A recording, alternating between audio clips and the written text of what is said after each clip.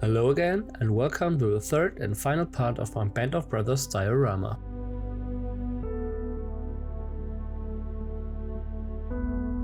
Now I turn my attention to the airbase. I put it in a picture frame to make it look more attractive. This frame has a size of 30 by 40 centimeters. The base itself is made on a corkboard. I spread the inside edges so that it would fit exactly into the frame and then cut it out precisely.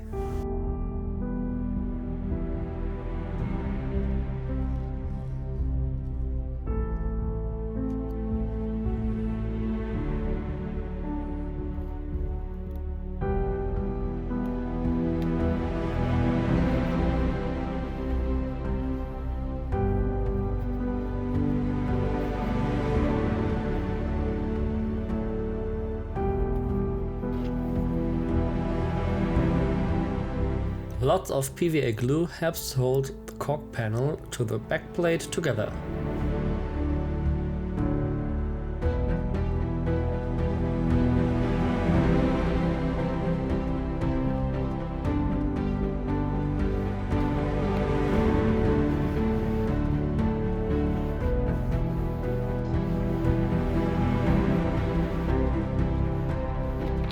Clamps held to hold them together during the drying time of 24 hours.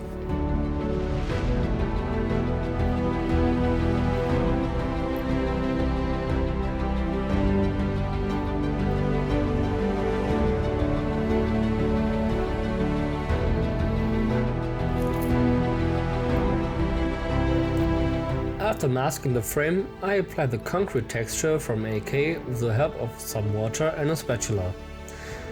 At first I wanted the surface to be completely smooth, but during the application the surface looked a bit worn, which I liked more in the end.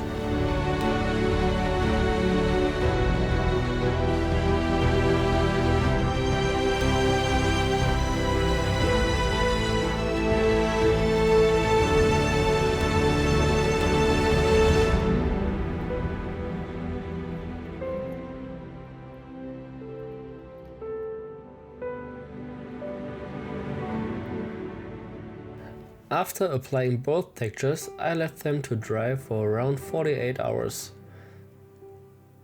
Even after the 48 hours, at least the concrete surface was still wet in some spots. I think I used too much of the concrete texture and the cork extends the drying time. After further 24 hours more, the surface could be sanded a little. And now the concrete panels can be created with a hobby knife and a panel scriber.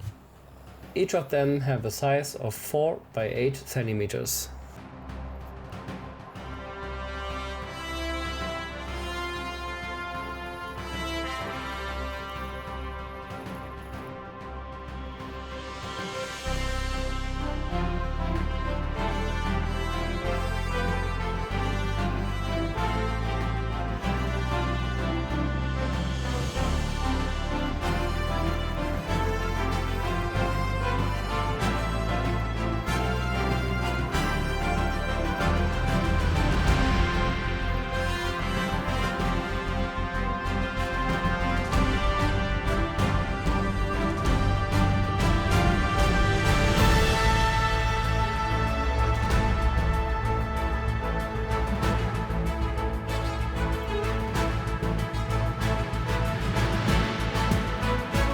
A few 3D printed parts are used again, which I already mentioned in part 2. These or other parts such as the jerry cans of these wooden boxes.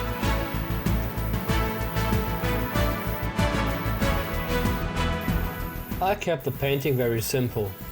Black base coat, main color, highlights, the base color again, and a slight wash.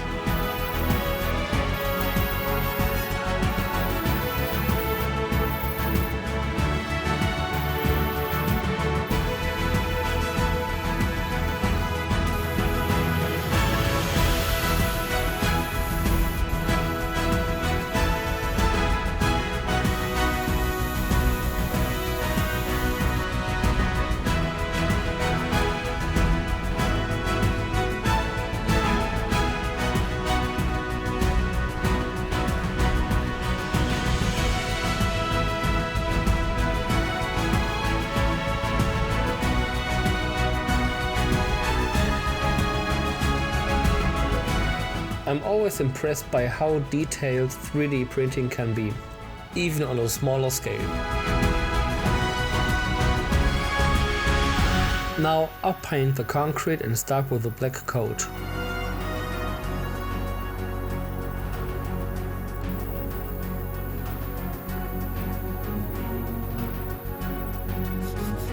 And if you look really closely, you can see how I made a small mistake. Please don't ask me what I wanted to do.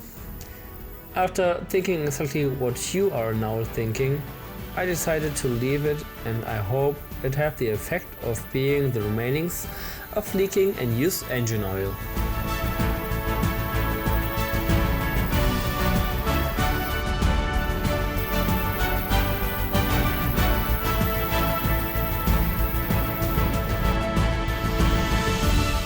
The panels are now painted in lighter and darker shades of grey.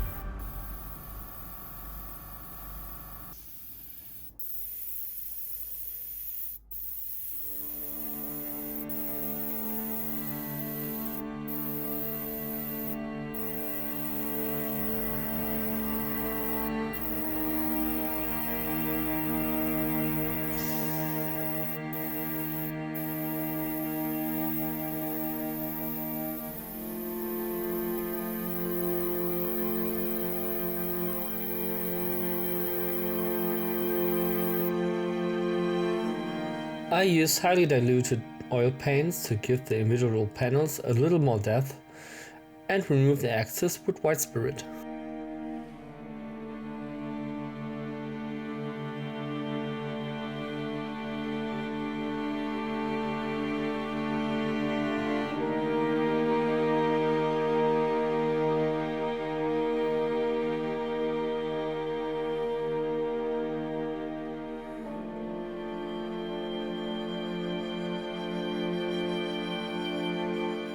Here I apply the oil and fuel leaks that were actually planned.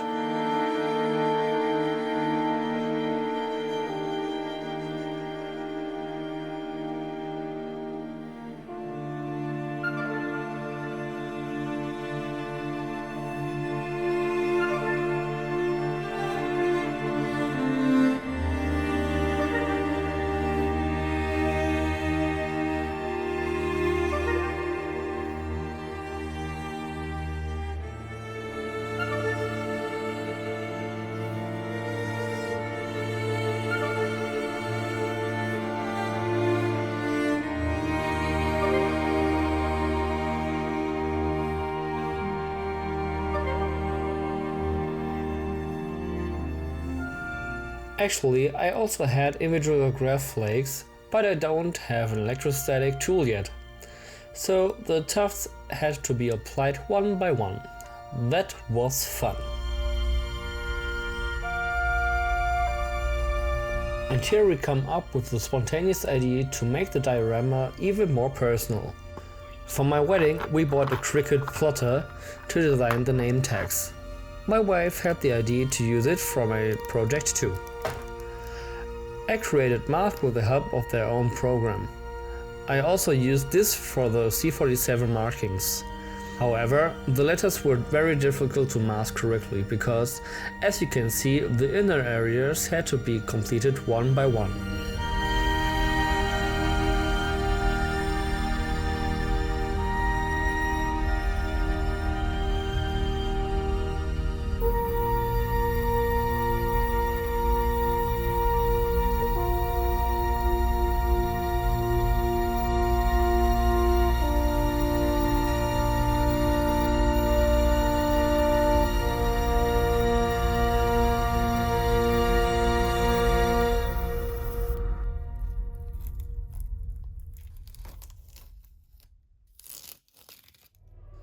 Drum roll.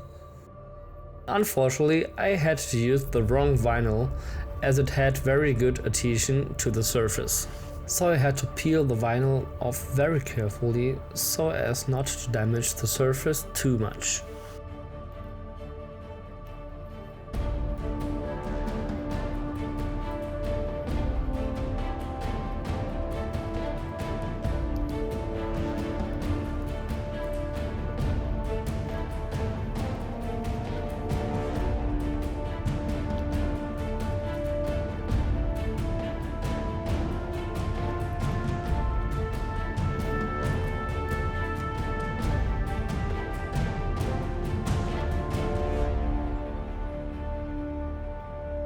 You can't imagine how happy I was that it worked so well.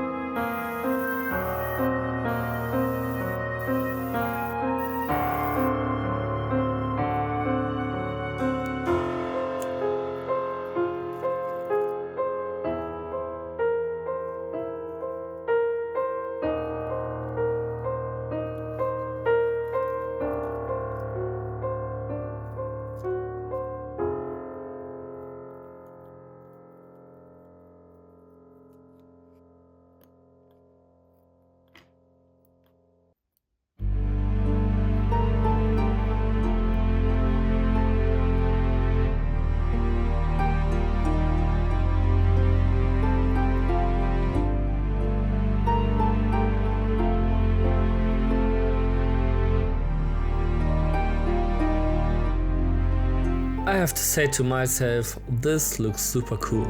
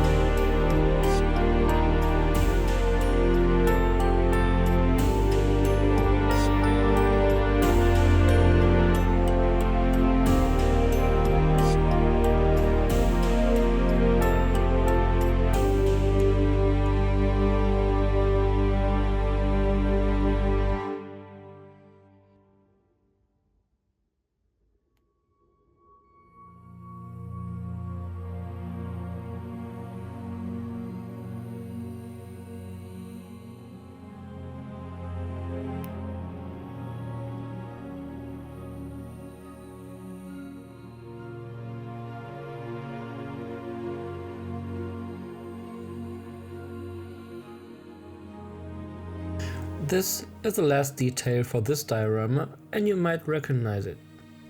It is the corporate sign which the number 67 that Dick Winters had around his neck in the series when the Easy Company went to their aircraft.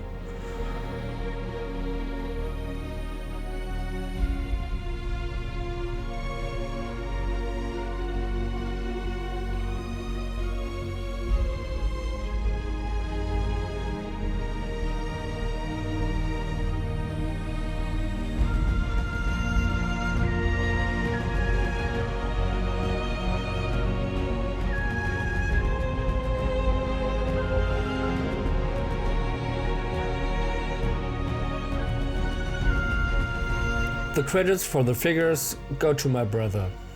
I still have to learn how to paint figures, so a big thank you to my brother. And with these words I would like to say thank you to everyone for watching my content, for the great support, for the numerous tips and tricks that I have received so far. I hope you enjoyed it and look forward to see you in the next video.